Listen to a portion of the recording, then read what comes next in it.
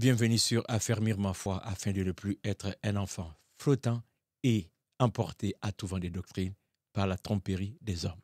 Ici, Jean Ndinsel. Et si tu pouvais t'approprier la foi, que la foi que tu as en Dieu ne soit pas une foi de ta congrégation, une foi de ta dénomination, une foi de ta famille, une foi du groupe de tes amis. J'ai écouté les témoignages d'un jeune il y a quelques années au mariage d'un de ses amis. Il témoignait comment sa vie était liée à celle de son ami. Depuis des années, nous sommes ensemble, nous faisons des choses ensemble. Nous avions été à l'école primaire, à l'école secondaire. Et quand il fallait choisir l'université, je suis allé à la même université que lui. J'ai fait le même programme que lui.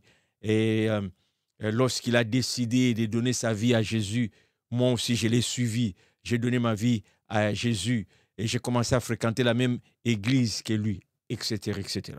Quand est-ce que tu vas avoir ta propre foi? Quand est-ce que tu ne vas plus suivre les gens, mais tu vas suivre ta foi parce que tu as ta propre expérience avec Jésus, où tu peux dire que ta vie, c'est Jésus, ou tu peux dire à cet ami que tu suivais, qui à un moment donné, c'est peut-être il ne croit plus en Jésus, tu dis, désolé mon ami que tu aies changé de direction, mais Christ est devenu ma vie. Je ne vois pas autre chose que Jésus-Christ. Dans cette série, donc, je continue.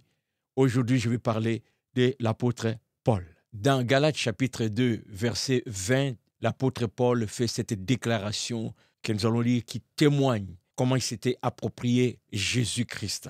J'ai été crucifié avec Christ. Et si je vis, ce n'est plus moi qui vis. C'est Christ qui vit en moi. Si je vis maintenant dans la chair, je vis dans la foi au Fils de Dieu qui m'a aimé et qui s'est livré lui-même pour moi. Nous parlons de l'apôtre Paul. Cet homme, nous connaissons bien son histoire. Avant de devenir apôtre, comment il persécutait l'Église, comment il s'acharnait à tous ceux qui croyaient en Jésus.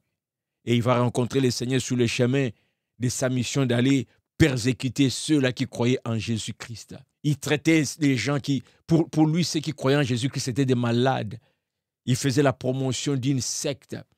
Il fallait empêcher ces gens de continuer à convaincre les Juifs à se convertir. Il était convaincu que ces gens-là, il fallait les arrêter, il fallait les persécuter, il fallait absolument les empêcher de ne plus croire en ces Jésus-là. Ici, c'est ce même Paul qui va déclarer que Jésus est devenu sa vie, que s'il vit, ce n'est plus lui Paul qui vit, c'est Jésus-Christ qui vit. Il va même s'identifier à la crucifixion de Jésus en disant « J'ai été crucifié avec Christ ». Il s'identifie à la mort de Jésus-Christ. Il parle de lui et Jésus. Pouvez-vous imaginer? C'est le persécuteur des chrétiens. C'est cet homme qui ne voulait rien savoir du nom de Jésus-Christ. Aujourd'hui, il a eu sa propre expérience avec Christ. Et pour lui, Jésus, c'est le sens même de sa vie. Tous les aspects de sa vie, Jésus est au centre. Mon frère, ma sœur, est-ce que ta vie aujourd'hui, ta foi, est une foi personnelle? Ou c'est encore une foi qui est liée à l'environnement dans lequel tu vis? Nous venons de passer 2 ans, il y a quelques 2-3 ans en arrière de nous, nous avons passé l'époque Covid, où pour la première fois, en tout cas dans ma vie, je n'ai jamais vécu ça, où dans le monde entier, nous avons même entendu parler des églises qui devraient fermer, plus de cultes. Les gens devraient rester chez eux. J'avais aussi eu un entretien avec un pasteur, même période, au téléphone, qui lui était inquiet du fait que certaines personnes n'avaient plus la ferveur. Ils ne vivaient plus leur foi. Et moi, je disais à ces pasteurs, pour moi, la pandémie, c'est un véritable test pour les pasteurs. Vous allez voir les fruits de votre travail. Avez-vous vraiment formé des disciples ou vous avez formé des adeptes, des suivistes? Parce que ça, c'est les moments d'isolement. Et c'est là que le chrétien doit vivre sa foi, comme kamikaze. Il ne faut pas être toujours dans les terrains d'entraînement, on vous entraîne. À un moment donné, il faut aller au combat. Et le combat, c'est aussi se retrouver sans église. Le combat, c'est aussi se trouver loin de son pasteur.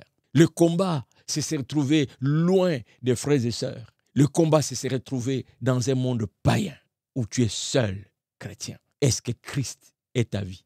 Est-ce que tu vis pour Christ? C'est même Paul déclare dans Philippiens chapitre 1 au verset 21. « Car Christ est ma vie et la mort m'est m'est un gain, car Christ est ma vie. La mort m'est un gain. Une déclaration qui sort de la bouche de celui qui persécutait l'Église. Parce que maintenant, il a sa propre expérience avec ce Jésus. Il est sorti de l'ignorance qu'il avait de ces personnages. Mon frère, quelle est ton expérience avec Jésus? Quelle est ton expérience avec Jésus? Ta foi ne devrait pas seulement être vécue lorsque tu as ton pasteur à côté. Ta foi ne doit pas plutôt être en vie seulement quand tu es dans le lieu habituel du culte. Est-ce que Christ est ta vie? Est-ce qu'aujourd'hui mourir pour Christ est un gain pour toi? Il faut aller lire les contextes. Quand l'apôtre Paul dit ça, il écrit ça, il est où?